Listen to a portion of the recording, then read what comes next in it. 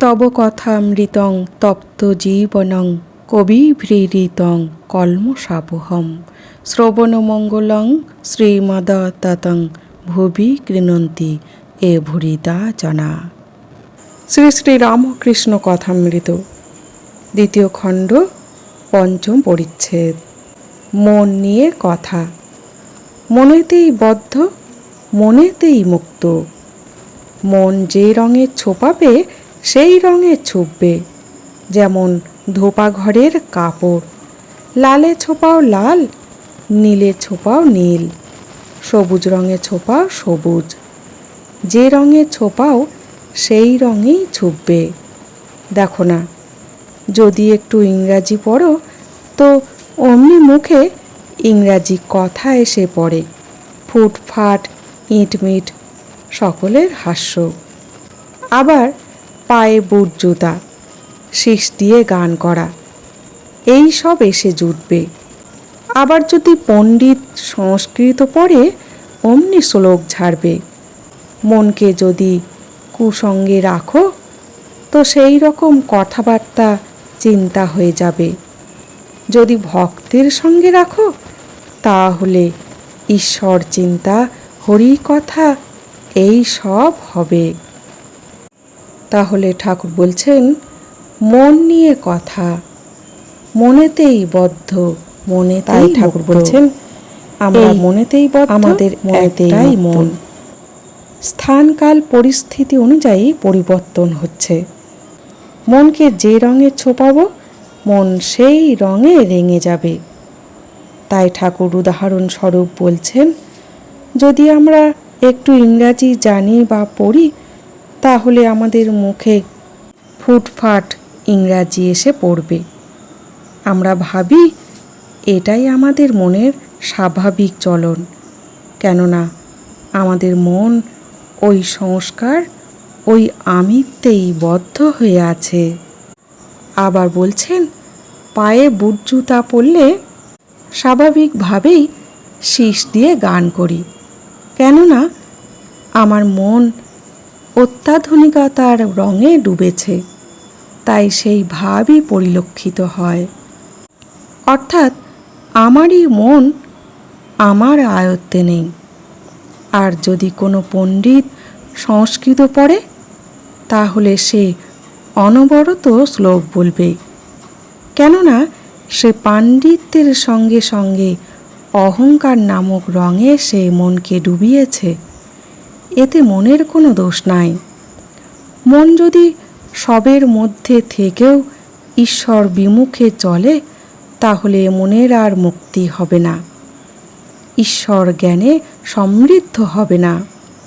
তাই ঠাকুর বলছেন, যদি মনকে কুসঙ্গে রাখো সেই রকম চিন্তা, কথাবার্তা এসে যাবে। এতে মনের কোনো দোষ না। আর বলছেন, মনকে ভক্তের সঙ্গে রাখো, ঈশ্বর চিন্তা আসবে। তাহলে আমাদের সর্বদা চিন্তা করতে হবে, আমার মন কি চিন্তায় পড়ে আছে, তাতে আধ্যাত্মিকতার উন্নতি হবে না অবনতি হবে। প্রতিনিয়ত মনকে বাঁধতে বাঁধতে মন ভগবানে স্থিত হবে। যে উপায়ে ভগবানকে জানা যাবে সেই পথই অবলম্বন করতে হবে। ঠাকুর বলছেন, মন নিয়েই সব। এক পাশে পরিবার, এক পাশে সন্তান।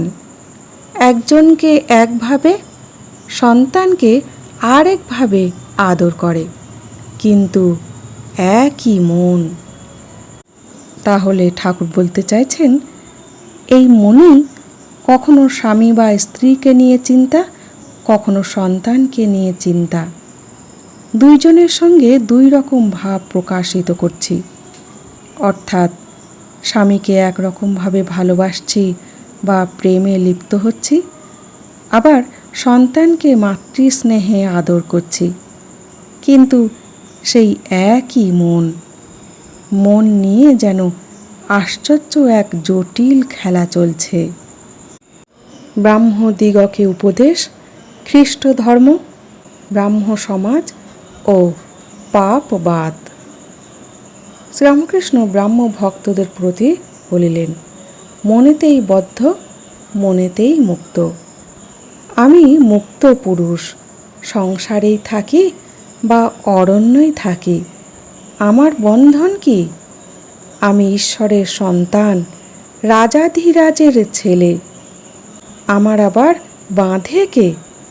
যদি সাপে কামড়ায় বিষ নাই, জোর করে বললে বিষ ছেড়ে যায়। তেমনি আমি বদ্ধ নই, আমি মুক্ত, এই কথাটি রোগ করে বলতে বলতে তাই হয়ে যায়, মুক্তই হয়ে যায়। বাইরের জাগতিক বিষয়ে আমরা বদ্ধ হয়তো থাকতে পারি, কিন্তু মনেতে আমরা মুক্ত থাকব সর্বদা। তাই বলছেন, আমরা সংসারেই থাকি আর অরণ্যই থাকি, আমাদের বন্ধন নেই। আমাদের মনের মধ্যে কোনো বন্ধন রাখলে হবে না, শুধু একটি চিন্তা করতে হবে যে আমি ঈশ্বরের সন্তান, আমি রাজাধিরাজের ছেলে, আমায় আবার কে বাঁধবে? ঈশ্বরের সঙ্গে বন্ধনে আবদ্ধ হলে সব বন্ধন থেকে মুক্ত হওয়া যাবে।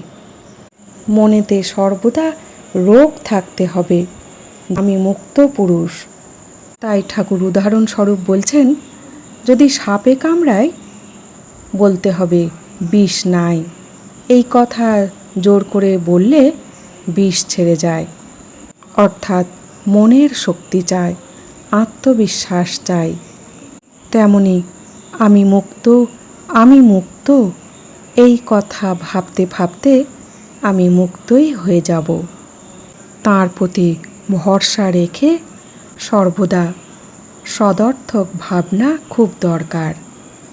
নিজের মনকে নিজেই চিনতে হবে, নিজেরই মুক্ত করতে হবে।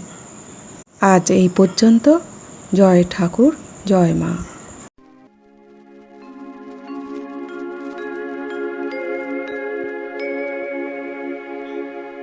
निरञ्जनं नित्यमनन्तरूपं